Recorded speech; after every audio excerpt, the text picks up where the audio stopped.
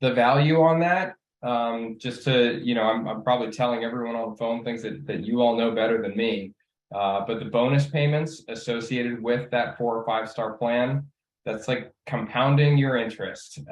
These are the things where you're going to get that extra credit just for being in that state. The other really huge opportunity is that year-round marketing and the ability to be visible for plan recruitment, sort of like plan marketing throughout a greater part of the year.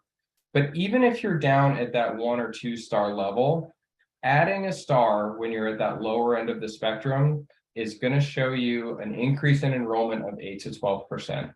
So no matter where you sit on the spectrum, there's a huge amount to be gained in terms of advancing that 1 star up. And again, things that we all know, but it's helpful to sort of come back to that as a basis for starting a year and creating a communication strategy.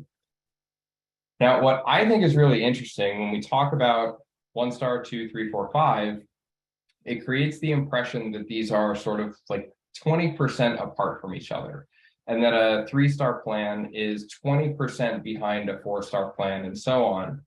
I'm going to be showing some of these things that are pulled directly from CMS, so hopefully I'm saving you a little bit of cms.gov Googling later on, but showing that the difference between performance at a 3 or a 4 or 5-star in some of these specific measures, it may only be 1 or 2% of your population in terms of if you're performing at that higher level. So for example, what we're looking at, getting those needed prescription drugs in our Medicare Part D measure, the difference between a 3-star and a 5-star plan is only 2%.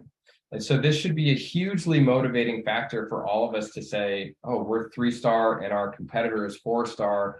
It feels so distant. When in actuality, nudging just in some cases a couple of thousand members to take an action can be the difference in getting up to that next star rating. So when I put my communication strategist hat on, I'm suddenly saying, what is absolutely every opportunity that I can use to ask that person to take that action?